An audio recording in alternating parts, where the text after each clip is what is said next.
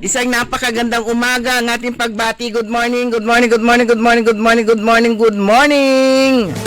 Magandang umaga po sa inyo lahat. Araw po ngayon ng Miyerkules at ngayon ay November 5, 2025 at oras na po natin programang Todo Balita at Komentaryo. As usual, sa loob ng isang oras, ihatid namin sa inyong mga balita sa ating bansa at sa ibang dagat. Gayon din po pagtalakay po natin sa ating mga lokal na balita. Kami po yung matagapagbalita. Ako po si Susan Valdez Siadaw. Ako naman si Liway Manantan Iparagire. Dumako na tayo sa ating mga headlines, sa ating balitang pambansa. Mabilis na pagkuha ng solo parent ID, bet ni Brian Yamsuan. Todo Balita. COA report sa elevated water tanks project siling ng sangguniang bayan ng Brooks Point na ilabas. Todo Balita. Year-end bonus, 5,000 cash gift sa gobyerno, ilalabas na. Todo Balita. Super Typhoon nagbabantang pumasok sa PAR ayon sa Pag-asa. Todo Balita. Dalawang bata ni Saldico itinago ayon kay Marcoleta. Todo Balita. Sa balitang lokal, 14 na ospital ng lalawigan ng Pangasinan kinonvene para naman sa isang pagpupulong. Todo Balita. Supplemental AIP naprubahan sa MDC meeting sa Bayan ng Bayambang. Todo Balita. Sa balitang pampalakasan, maagang pamasko para sa mga Asian Youth Games medalist matatanggap. Todo Balita. At ngayon sa detalye natin mga balita.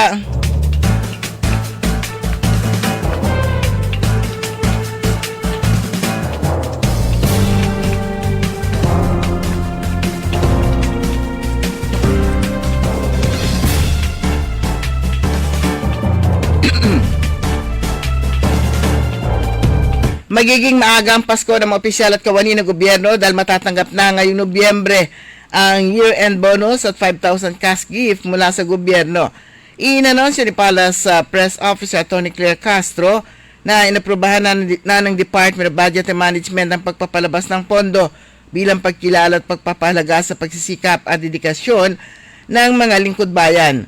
Naglaan ang DBM ng 63.69 billion para sa year-end bonus ng mga sibilyan at military personnel at 9.24 billion para sa cash gift para sa 1.85 milyong manggagawa ng gobyerno sa buong bansa.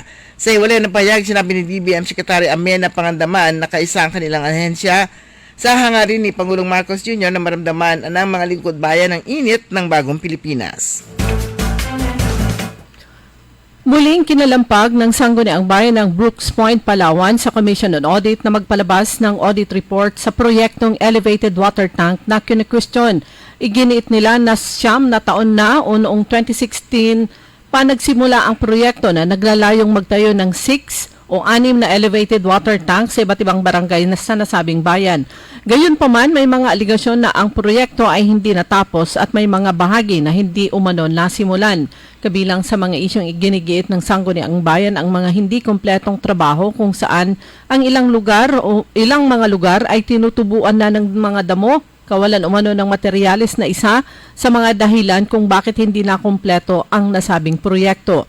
Noong 2024 sa pamamagitan ng Sangguniang Bayan Resolution No. 98 Series of 2024, kanilang hiniling sa COA na magsagawa ng special audit hinggil sa nawawalang elevated water tanks.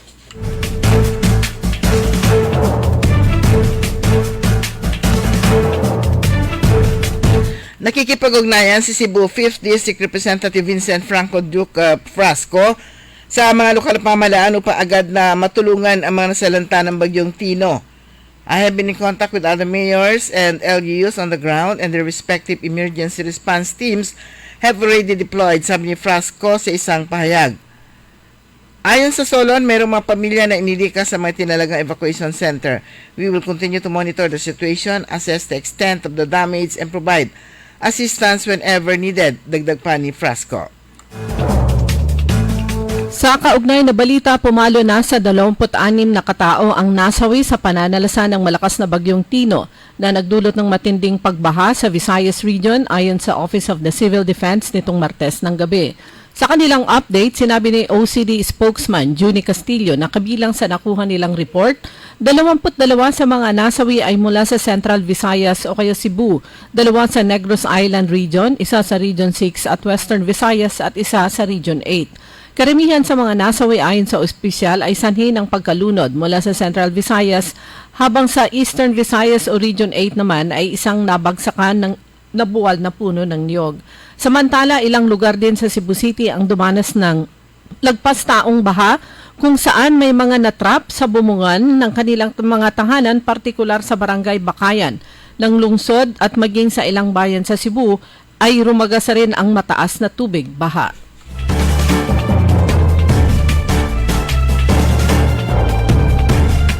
Pinagana na ng Department of Information and Communications Technology ang Oplan Cyberdome bilang paghahanda sa posibleng cyber attack ngayong Miyerkules, November 5. Ito ay bahagi ng layuning matiyak na protektado ang mga digital service at agarang tumugon sa mga pag-atake sa iba't ibang online platform ayon sa DICT nitong Martes. Sa ilalim ng Oplan Cyberdome, tulong-tulong ang DICT, Cybercrime Investigation and Coordinating Center, National Telecommunications Commission at iba pang mga katuwang na ahensya. Aktibo rin nakabantay o nakantabay 24/7 ng National Computer Emergency Response Team ng DICT upang bantayan at tiyakin ang seguridad ng digital space. Una naman tiniyak ng DICT na walang dapat ipangamba ang publiko sa posibleng data breach o pagnanakaw ng personal na impormasyon, account o pera sa gitna ng inaasahang online traffic. Inihayag ng Bureau of Customs na aabot sa 100 million pesos o higit pa ang kikitain mula sa auction ng 7 luxury cars ng mag-asawang Curly at Sara Diskaya. Ayon sa Bureau of Customs, tuloy na tuloy ang isasagawa nilang pagsusubasta o public auction sa November 17 sa ganap na alas 10 ng umaga sa Situation Room, ground floor ng OCOM Building ng Bureau of Customs sa Port Area, Manila. Ito ay sa pamamagitan ng isang sealed bidding. Kabilang sa mga isusubasta ay ang Toyota Tundra 2022 na may halagang 4.9 million pesos, Toyota Sequoia 2023 na may halagang 7.2 million pesos, isang Rolls-Royce Cullinan, Mercedes-Benz G63, Mercedes-Benz G500, Lincoln Navigator at Bentley Bentayga. Dagdag pa ng BOC, bago ang bidding, magsasagawa muna sila ng public viewing para sa mga interesadong bidders sa November 10 hanggang 12. Naniniwala si Senador Rodante Marcoleta na itinago ni dating ako Bicol Party List Representative Elizalde Co ang dalawan niyang tauhan upang hindi sila mapiga tungkol sa mga diniliver na cash sa bahay ng dating mambabatas at kay dating Speaker Martin Romualdez. Sa panayam ni Corina Sanchez ng On Point ng Billionaire News Channel, sinabi ni Marcoleta na nakarating sa kanyang impormasyon na ang tauhan ni Ko na si Paul Estrada ay pinapunta sa Chile upang hindi ito maimbestigahan sa isyu ng suhulan sa flood control scandal, habang isa pang staff na si Mark Tiksay ay tinago rin umano pero hindi makumpirma ng senador kung saan dinala. Itinago yung dalawa. Ang balita kong dalawa, hindi ko alam kung Mark Tiksay yung nasaan, pero yung Paul Estrada nasa Chile at binabantayan paglalahad pa ni Marcoleta. Ang dalawa pinangalanan ng testigong si Orly Gutesa na siyang nag-aabot ng maletang cash sa bahay ni Ko sa Valle Verde sa Pasig City at sa bahay ni Romualdez. Habang nananalasa ang bagyong Tino sa iba't ibang bahagi ng Visayas at Luzon, isa pang sama ng panahon ang sinusubaybayan ng Pag-asa na may potensyal na maging super typhoon na inaasahang papasok sa Philippine Area of Responsibility o PAR detong darating na Biyernes o kaya Sabado. Ayon sa Pag-asa, ang tropical depression ay namataan sa layong 1,985 km silangan ng northeastern Mindanao. Ito ay may lakas na hangin na aabot sa 55 km per hour at pagbugso na 70 km per hour. Tatawagin itong Uwan, guumpisa sa letrang U. Uwan at inaasahang magiging isang super typhoon ngayong weekend na aabot sa pinakamalakas na hangin na 185 km per hour. Samantala ang bagyong Tino ay patuloy na nananalasa sa Visayas at Luzon Nakataas ang signal number 4 sa Cuyo Islands, northern portion ng Negros Oriental, Guimaras, Capiz, Iloilo Central at southern portions ng Antique at southern portion ng Aklan. Dumako naman tayo sa ating balita sa ibahang dagat. Ipapatapaw ni King Charles III ang kapatid niyang si Prince Andrew sa pribado at liblib na Sandringham State matapos niya itong paalisin sa Royal Lodge sa Windsor kung saan naninirahan na higit 20 taon ng dating prinsipe. Ang desisyon ay bahagi ng hakbang ng hari para ilayo ang monarkiya sa mga iskandalong iniugnay kay Andrew at sa yumaong sex offender na si Jeffrey Epstein. Maninirahan si Andrew sa isa sa mas maliit na bahay sa Sandringham at si Charles ang sasagot sa gastusin na taunang allowance ng kapatid mula sa sarili nitong pondo. Inaasahang ililipat si Andrew pagkatapos ng Pasko bilang hudyat ng tuluyang pagpapalayo sa kanya sa pampublikong mata at sa mga aktibidad ng pamilya. Dumako naman tayo sa mga balitang lokal. Kaugnay pa rin sa direktiba ni Governor Ramon Gico III na i-transform ang Pangasinan Provincial Hospitals bilang isang economic enterprises, ang Provincial Hospital Management Services Office sa pangunguna ni Dr. Tracy Lubitoy, kanilang kinonvene ang mga chief ng mga 14 na ospital kasama na ang mga administrative officers, accountants at mga bookkeepers ng 14 na provincial government hospitals ng lalawigan ng Pangasinan. Ang discussion ay nakafocus sa pagpapalakas at pag-improve ng healthcare services sa lalawigan. Kasama dito ang determinasyon at suporta ng Provincial Hospital Management Services Office na makuha ang goal at maipresenta naman ang goal ng administrasyon ni Governor Gico na ma-stabilize ang operasyon at mapalawak ang medical services para naman sa mga Pangasinense at ito ay maging accessible sa lahat.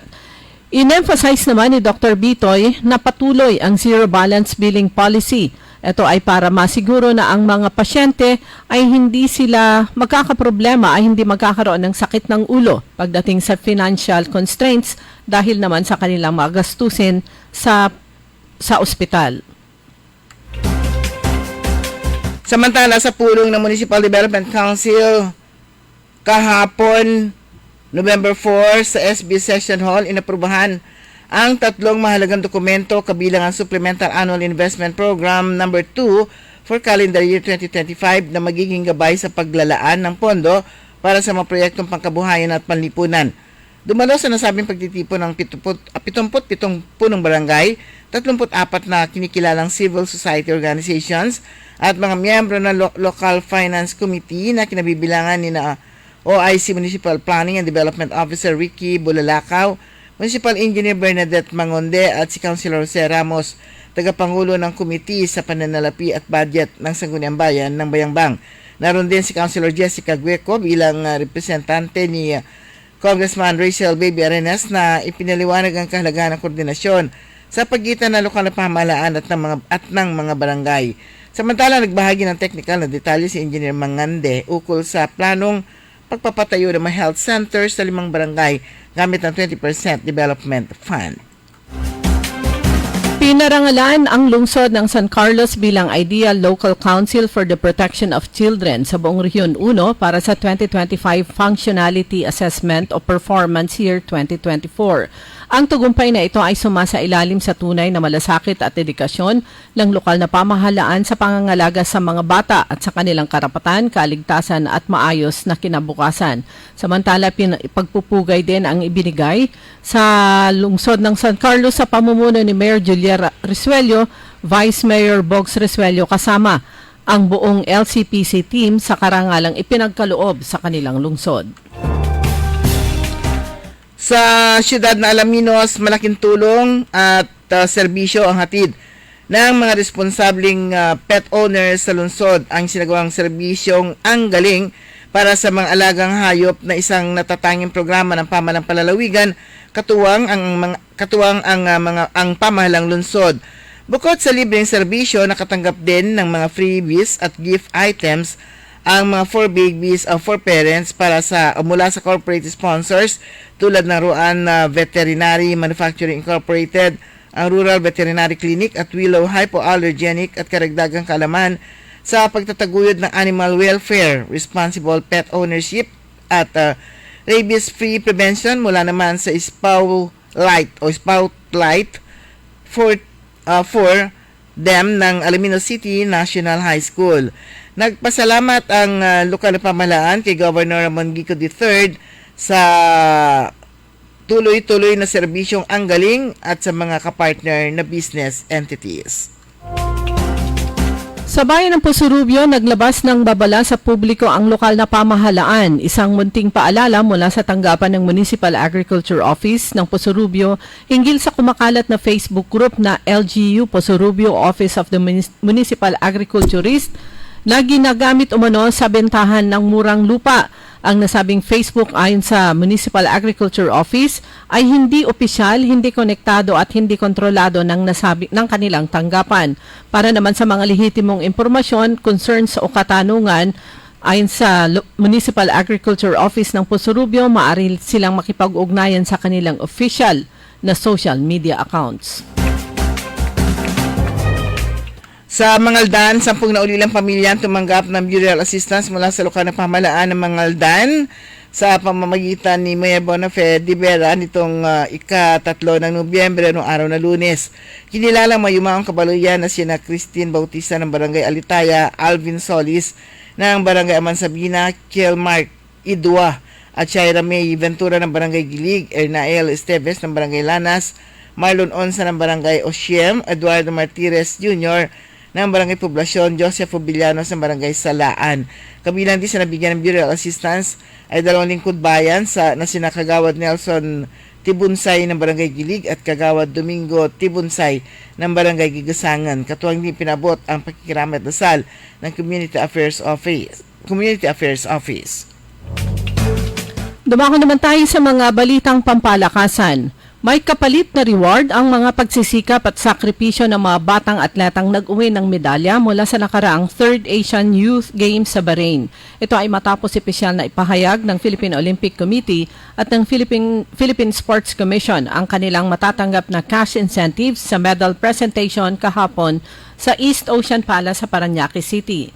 Magbibigay ang Philippine Olympics Committee ng 250,000 pesos para sa mga gold medalists, 150,000 para naman sa mga silver winners at 75,000 para sa mga bronze medalists.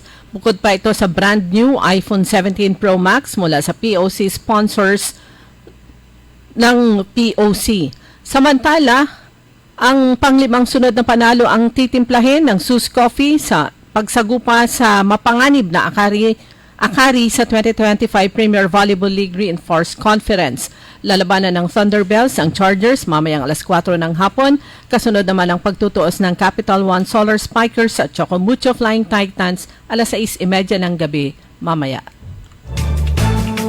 Sumanya kabuuan natin newscast sa ating Todo Balita at Komentaryo. Yung pang mga tagapagbalita ko po si Susan Valdez Yadaw. Ako naman si Liway Malantani Paragire. Kantabi natin sa technical side si Ka Eli Garcia. Oras po natin, ganap ng alas 5:24. DWIZ. Ang balitang ito ay inihatid sa inyo ng Bingo Plus. Download Bingo Plus app now on Google Play and Apple App Store. Visit bingoplus.com to learn more. With Bingo Plus, bingo sa saya, plus sa panalo. Gaming is for 21 years old and above only. Game responsibly, keep it fun. Magandang araw po sa ating lahat, sa ating mga bisita. Inaanyayahan ko po kayo sa aming lungsod ng Alaminos para po mabisita at ma-experience ang ating mas pinagandang 100 Islands. Marami na pong pagbabago sa ating mga isla at sana makita namin kayo dito sa aming lungsod para po makapag-swimming, makapag-enjoy kasama ang inyong barkada at ang inyong pamilya. Tara na! Dito sa Alaminos City para sa ating 100 Islands. Ang patuloy na pagpapaganda sa 100 Islands National Park at lungsod ng Alaminos ay pinangungunahan ni Mayor Art Brian Celeste. High blood, salot, milyong-milyong katao na ang namamatay sanhi nito. Kaibigan, baka ikaw na ang susunod. At ni Mrs. Flor de Lisa Barbosa ti Rosario Santiago City. Agtawenak ti 63. Manungatawon nga aglutluto ako tada karindiriyak. Mariknak agpipikal ti imimak iso nga nangagak ti radyo datoy agas nga pao di arko pinadas ko. Mayat mo ti epekto na. Do ti food supplement nga napadpadasa kon awan ti epekto na datoy pau di arko idi nagtumarak manungal daw lang han nga agpipikal ti imakon awisen kay nga mangpadas tapno maikatmet dagita rikrik na inyo saksakitin nyo. Kaya kaibigan, buhay mo'y ingatan. Mag-Aldrich Pau de Arco Herbal Capsule na para kalusugan mo ay garantisado. Hoy mga suki, hanap nyo ba ay mga murang bilihin, malinis at sariwang pagkain sa pang-araw-araw at handaan tuwing may okasyon? May suggestion kami sa iyo. Tayo na sa Macador Market na kung saan inyong mabibili ang mga mura, sariwa, malinis at ligtas na bilihin tulad ng karne ng baboy at baka, manok, isda, gulay at iba-ibang sangkap sa pagkain. Matatagpuan din sa Macador Market ang dry goods, groceries, eateries at fruit section. Kaya ano pang hinihintay nyo? Gawing bongga ang handa mo everyday with Macador Market. Macador Market is open from 4 a.m. to 8 p.m. Visit us at Macador Market, Galvan Street at Zamora Street sa downtown, Dagupan City. Bawal ang babagal-bagal, bawal ang kukupad-kupad. Mabilis na ang panahon, kaya maiiwan ka kapag hindi ka nakasabay sa bilis ng panahon. Presyo ng gasolina, saan traffic, saan hindi. May strike ba o wala? At mga balitang importante sa buhay ng commuter na Pinoy sa DWIZ. Pasada Balita live sa DWIZ AM Metro and Mega Manila. DWIZ News FM Regional Stations, Aliw Channel 23 at nakalive din sa lahat ng DWIZ digital accounts. Kasama ang magbibigay ng kakaibang drive sa umaga, John Ibanez. DWIZ Pasada Balita. Tuloy sa pagbabalita ng tama, paglilingkod ng tama, Lunes hanggang Biyernes 7 a.m. Huwag papayag na wala kang alam sa balita. Maiiwan ka niyan. Huwag kang papayag na hindi mo alam ang latest. Ma-out of place ka niyan. Programang hatid ang tamang balita at tamang impormasyon. Hindi lang sa Maynila, kundi sa buong bayan. Ronda Pilipinas. Pinakabago at pinaka-updated na mga pangyayari. Ihahatid live. Ronda Pilipinas. Kasama ang gigising sa inaantok mong dugo, si Dennis Antenor Jr. Ronda Pilipinas. Makinig sa buong Pilipinas sa DWIZ Manila hanggang saan mang sulong nationwide sa lahat ng DWIZ local stations sa buong bayan. Watch din ng live sa Aliw 23 at sa Facebook at YouTube ng DWIZ Ronda Pilipinas, Monday to Friday, 10 a.m. DWIZ Liway Manantan at Susan Yaraw sa Todo Balita.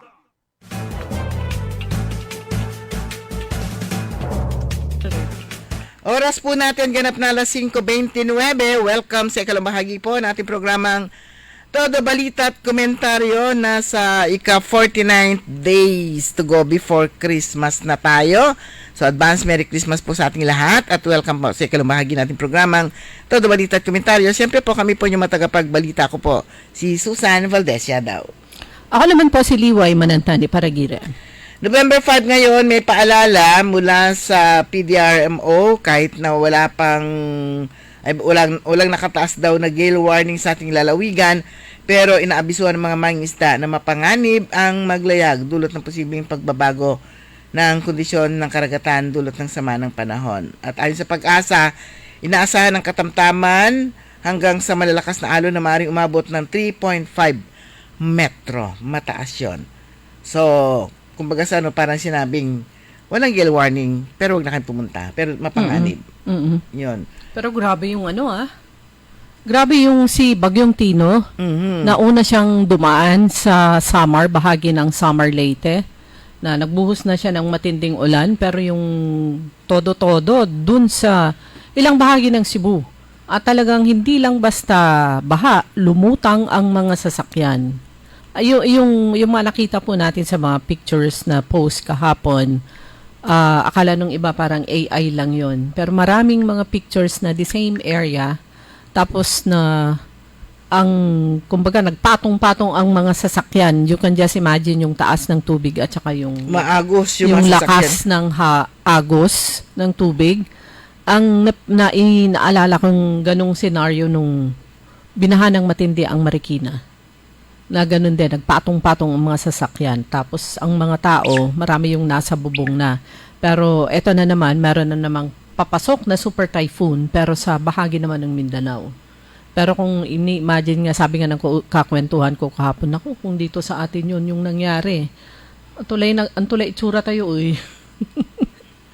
Sabi ng according to City Disaster Risk Reduction Management Council ng Cebu, 50% ng Cebu City's barangays were affected by widespread flooding brought by Typhoon Tino early Tuesday morning.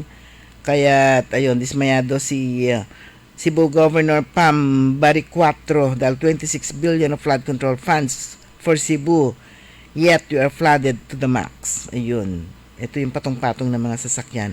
Pero yung sinasabi kasing na AI, yun yung umaagos yung mga umaagos na mga sasakyan, tapos may tao sa bubong, yun yung AI information. Pero iba tunay na legit na mga pictures. Nakakagulo na si AI, nakakatulong siya pero nakakagulo siya kung minsan. Kung minsan kailangan bago natin tignan yung mag-comment, kailangan mo muna tignan, hindi ka sure tunay ba to o AI to. Parang ganon. Kaninang umaga din, meron ito 1 hour ago, magnitude 3.3 naman na lindol naramdaman sa 012 km north 28 ng Bulinaw. Oh. Pero buti na lang magnitude 3.3 kaya hindi siya pa naramdaman. Mararamdaman mong kapag ka merong 4 point something na siya, pero yung 3.3 ang nakakaramdam lang yung mga tawag ito, yung mga nagmo-monitor ng Yung meron silang detector. Oo, at nakakaramdam mga aso. Sabi kanila yung mga ganyan, nararamdaman ng aso. Magkakaroon sila ng reaction kaagad. Samantala kagabi naman, pumunta akong nakilamay.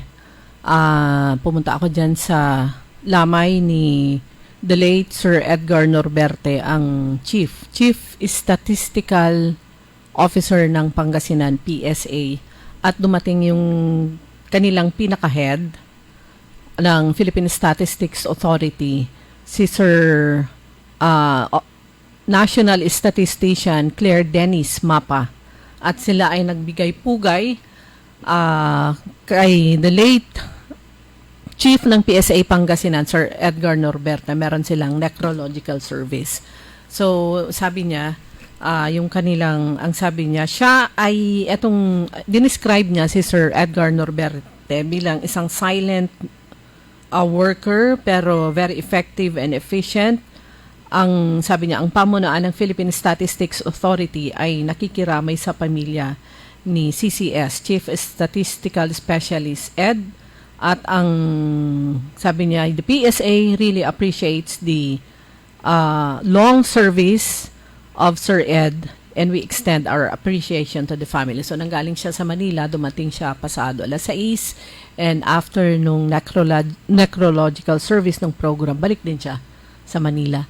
Dumating din yung mga retired PSA employees headed by yung dating provincial chief ng noon ay National Statistics Office pa, si NSO, si Ma'am Olive Gulia, mula naman galing pa siya ng San Nicolas. Meron kasi silang samahan asosasyon ng mga retirees. Parang sa PNP rin at sa DepEd, meron silang samahan ng mga retirees mula sa PSA at dumating sila kagabi. Kahapon para naman sa nasabing necrological service.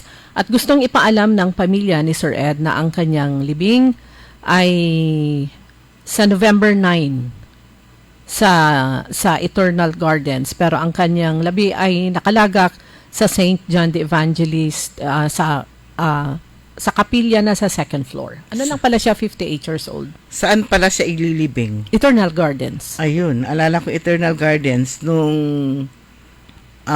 kasagsagan ng undas, marami nga yung pumunta. Although kapon meron pa rin mga pumupunta pero hindi pa rin sila nakakapasok dun sa kanilang pupuntahan. Meron din palang negosyo din yung mga ibang kababayan din natin para makatawid yung mga gustong pumunta dun sa flooded area. Merong bota for rent. Meron bota for rent. Kaya nga yung ano naman, at meron ding Antolad Pangasinan may tusok tulos, yung tusok kandila. Tusok kandila for hire. Sila na maglalag. Sila nang pupunta doon kasi may tubig. Oo. Okay. Kasi nga yung yung kasama nga namin si Chris. Yan, good morning. Sabi nga niya kung mag-uupa pa siya ng bota, baka kung sino-sino gumamit na nga ng bota. Tapos Which is tama. Sabi niya, naisip na lang niya since malapit lang, yun na lang. Yun yung tusok ng kandila, iba na yung magtutusok. So, merong Doon na lang siya magdadasal sa kinalalagyan niya. Oo, hindi na siya tumuloy doon sa doon sa pupuntahan. Yung meron na nagtutusok ng kandila para sa kanya. Ayan yung mga Pilipino, maparaan. Double purpose yan eh. Kumita, hindi mo na alam kung chicken and egg, kumita at makatulong. 'Di ba? Makatulong, hindi na sila lulusong sa baha at kumita para naman sa effort nila. Ayan. So, yun imagine mo, libreng bota for rent. At isa pang nakita ko kasi post ni Ma'am Ning Gakuya na nagbigay galang din ang pamilya Lim. Pumunta doon sa lamay ng kanilang tatay, si Tatay Camilo Gakuya, na nakalagak naman yung kaniyang labi sa St. Peter's doon sa may Anolid Mangaldan. So, dito sa picture nakita ko na nagbigay galang ang pamilya Lim sa pangunguna ni former Councilor Manang Celia Lim at former Mayor Brian Lim. Kasama nila si Councilor Red Erfe Mejia. Yan. Ulitin lang po, I think yung libing ni Tatay Carmelo Gakuya ay bukas. So, siya solid life siya Solid life siya. Ayan. Sa iba pa natin mga balita, ongoing, mayroong announcement ang Mangaldan Water District. Sabi niya, magkakaroon, inaabisuhan ang mga consumers na wag nilang bubuksan ang kanilang faucets ngayong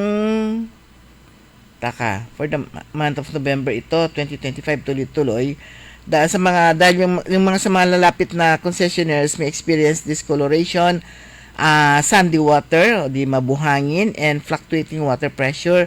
However, if you experience these temporary inconvenience once activity is done, please open your faucet and briefly flush for a few minutes to clean the lines.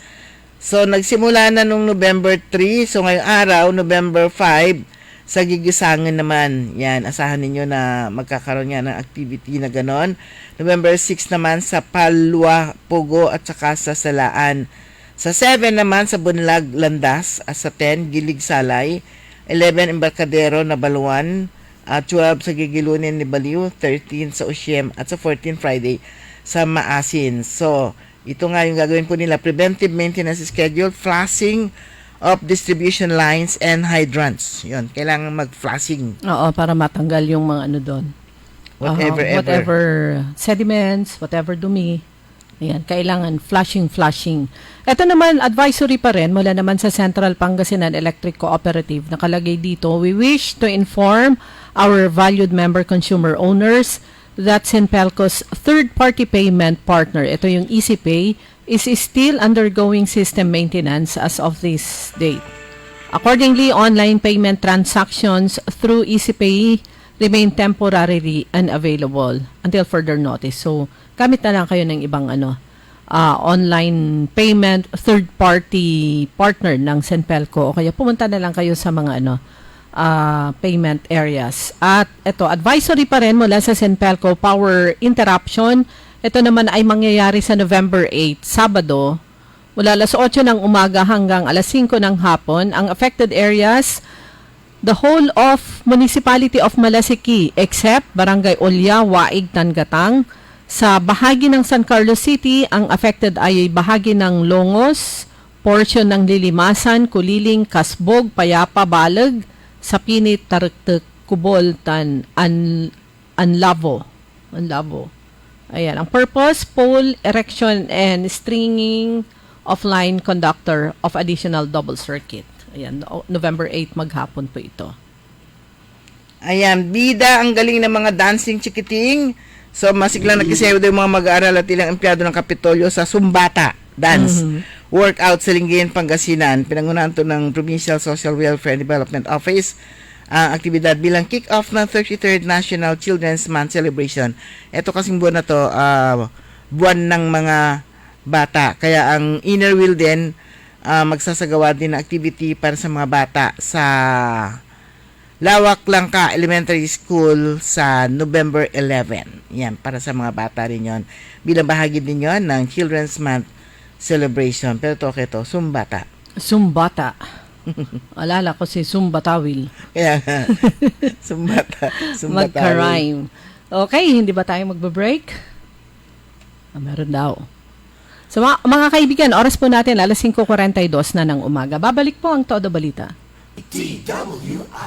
Ladies and gentlemen, the new face of your favorite restaurant in Dagupan City. The original party place in town. The Music Warehouse Club, Dagupan City. No need to go to Manila's top bars like Silo and BSK Club. Dagupan has it all. Fully air-conditioned with free entrance, free parking, and restrooms for all. Doors open at 7 p.m. Do well, live well, and dress really well. Find us at Paris Street, Barangay Pogo, Chico. Contact us at 075-522-2617. Reserve your tables now. Time. It is now 5:42. That time check was brought to you by ACS Manufacturing Corporation, ISO certified world-class quality. ACS. Kaya sabay natin paghandaan ang kinabukasan. Sa Fortune Life, maaasahan mo tapat ako sa aking pangako.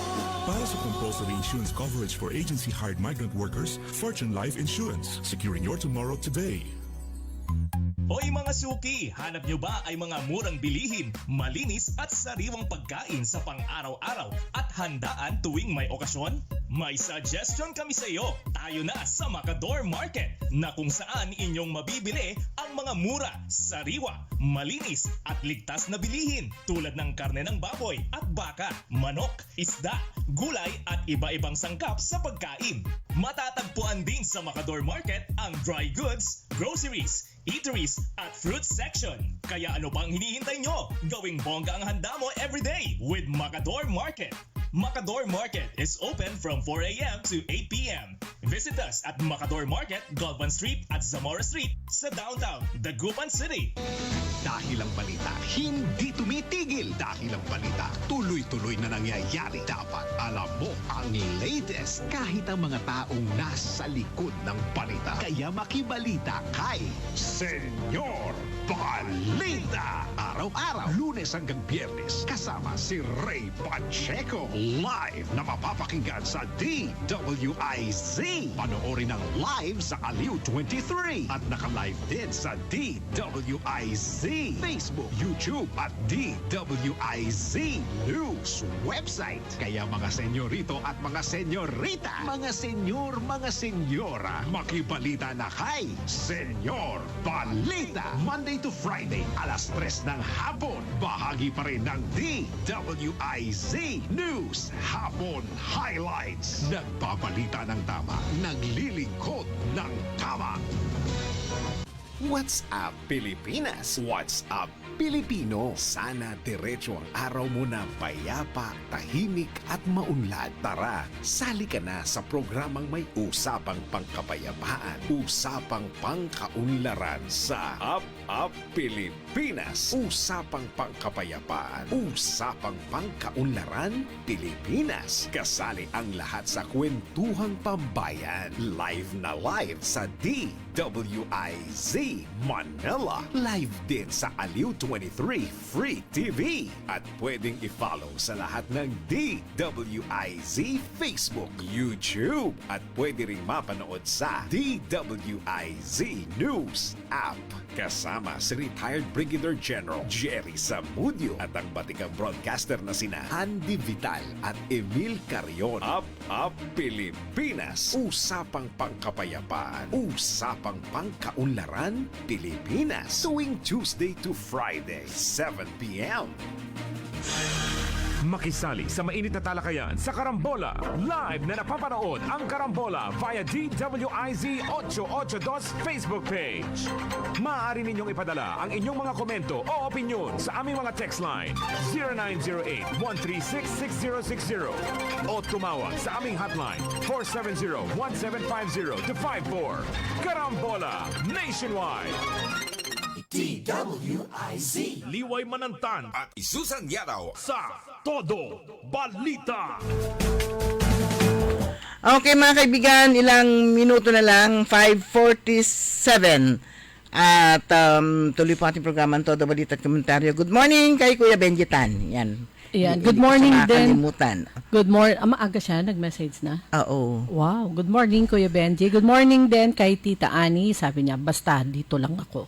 Oo nga, si Tita Ani talagang forever lang dyan lang yan. Good morning. Mm-mm. Kay Bogs Vidal din, saka kay Josilia de Mateo, kay Ernesto Musada, saka kay Ernesto Musada. At saka kay Cora Aquino at Kuya Marjan sa Tubong at sa kanilang mga kapitbahay. Ayan. So kanina yung balita natin, ang Pangasinan Provincial Hospital Management Services Office, kinonvene niya yung nagkaroon sila ng forum, yung lahat ng 14 government health facilities ng Pangasinan sa pangungunayan ng mga hospital chiefs, kasama yung kanilang administrative officers, mga accountant at mga bookkeepers.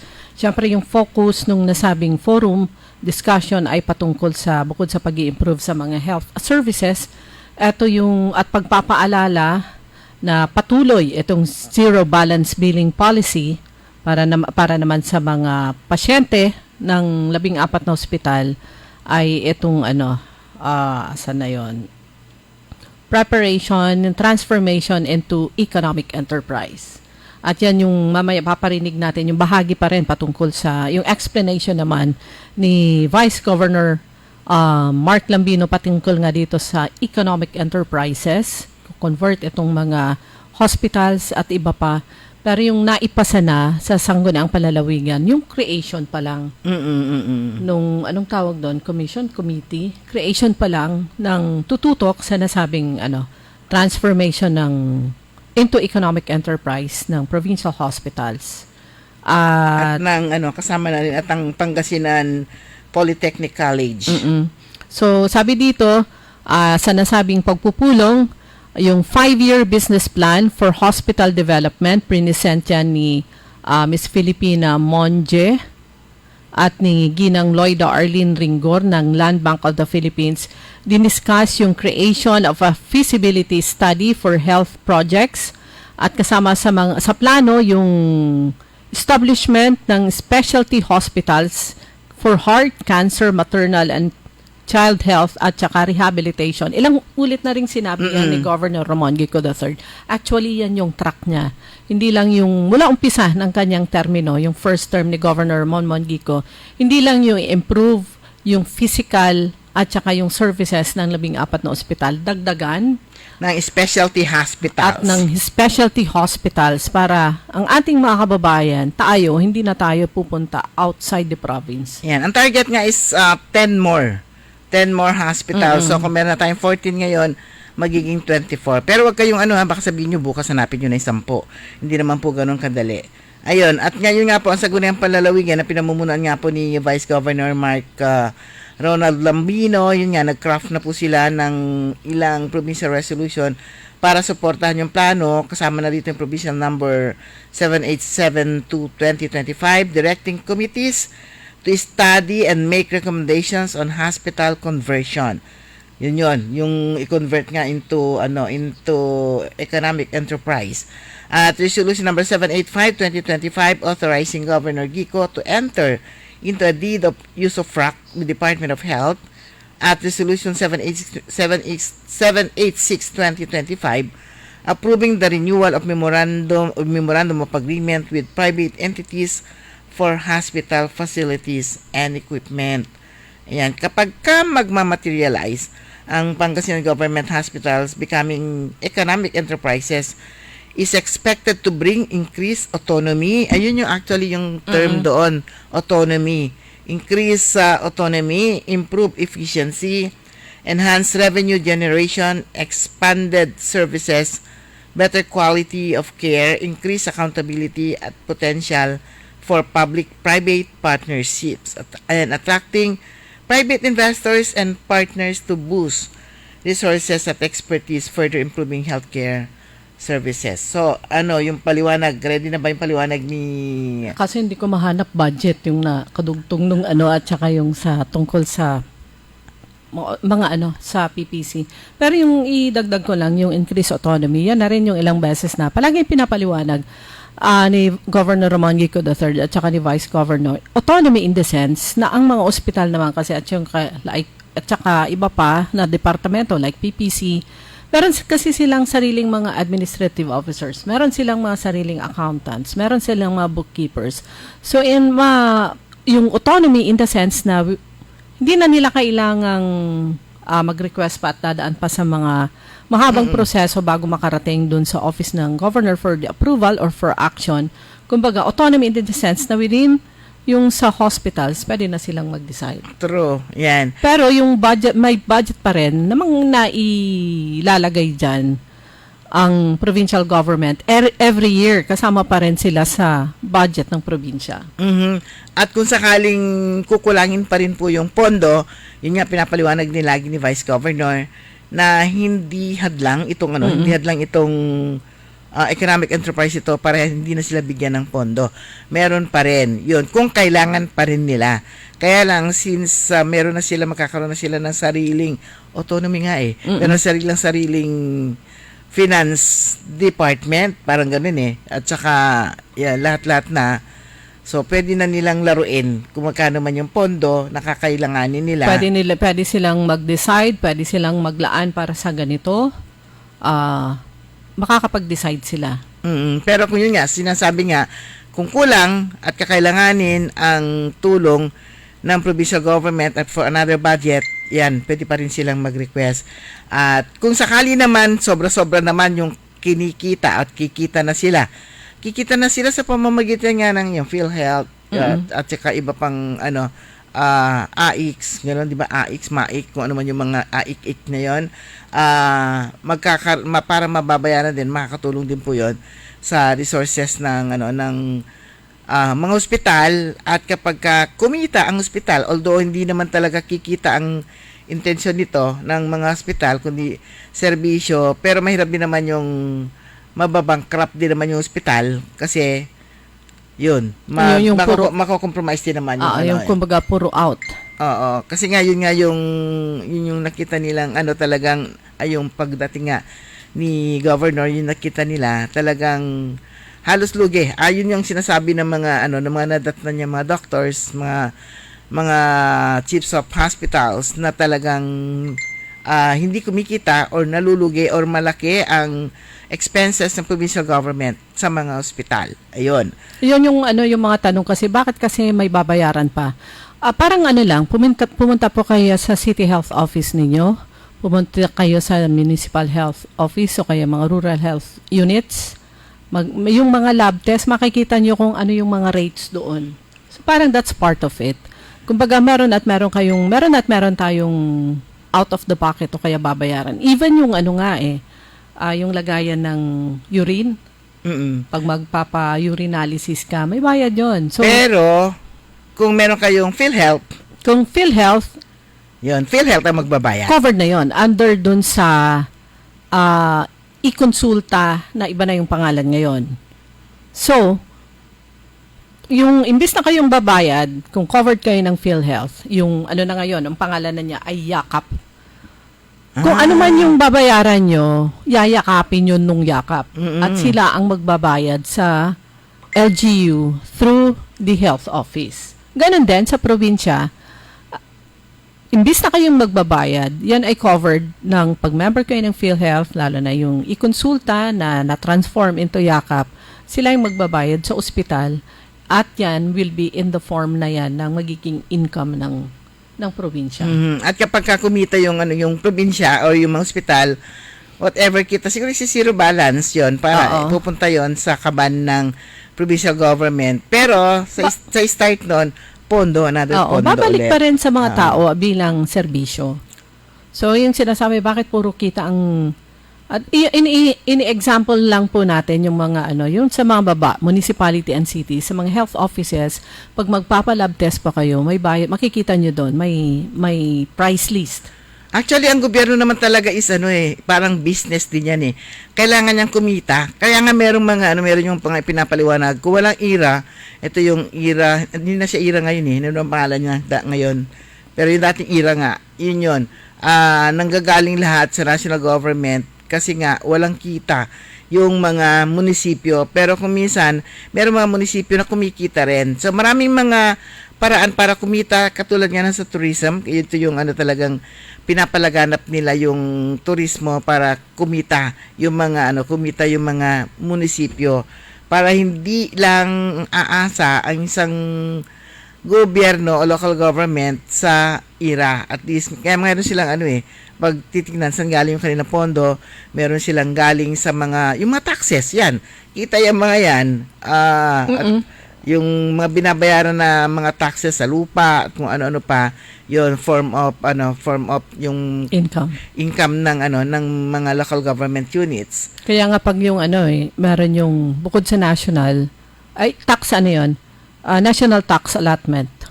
Yung bagong pangalan niya. Ayun, NTA. NTA. National tax allotment. Meron national tax allotment, may NTA ang isang LGU, yan po yung galing national, at meron siyang local income, local funds. So, pero mas marami pa rin po ngayon ang mga LGUs na umasa talaga sa national tax allotment. Lalo na yung mga maliliit na mga bayan. So, yan po, national tax allotment for 2026, yung mga LGUs, alam na nila kung magkano yung matatanggap nila from the national government. Ayan. Pero yung iba natututo na nga, kaya nga puspusan nga yung ginagawang yung mga programa nila kung paano ma-improve nga yung tourism, kasi nga nakita nga nila isang way ito na para kikita hindi lang ang national, hindi lang yung local government unit, kundi pati yung yung parang domino effect. At pati yung mga kanilang mga kababayan ay kikita din. Ayan. At kapag kumikita na, syempre, kikita yung gobyerno sa pamamagitan ng mga taxes pa rin. Parang isang example dyan ng maliit yung income, pero meron silang pinagkakakitaan na malaki. Bayan po ng Balungaw. Maliit lang yung income niya, pero bulk niyan nanggagaling sa kanilang turismo. Kasi meron sila yung sa Mount Balungaw, yung pinupuntahan doon, yun, malaking income yun. Kasi pagpapasok ka, meron kayong babayaran. Hindi yun private, diba? Hindi yun private. Meron kang babayaran. So, that's income ng lokal na pamahalaan na ginagamit din nila para lalong ma-improve yung tourism site at para sa iba pang serbisyo. So, hindi po bago yung ganyan. Bakit puro kita ang sinasabi ng probinsya? Yan ang isa sa mga ginagawa po ng mga local government units. Kumbaga, part of being yung self-supporting, kumbaga. At saka para mas ma-improve nga yung mga services po ng gobyerno.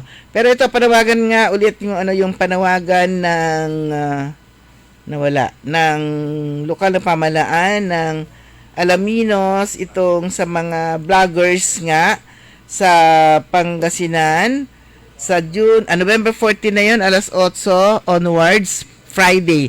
So next week ito ng Biyernes sa Conference Hall. Bukas ito sa lahat ng Pangasinan residents with at least 10,000 followers on Facebook page or account. Limited slots. Only 50 participants will be accommodated on a first come, first serve basis.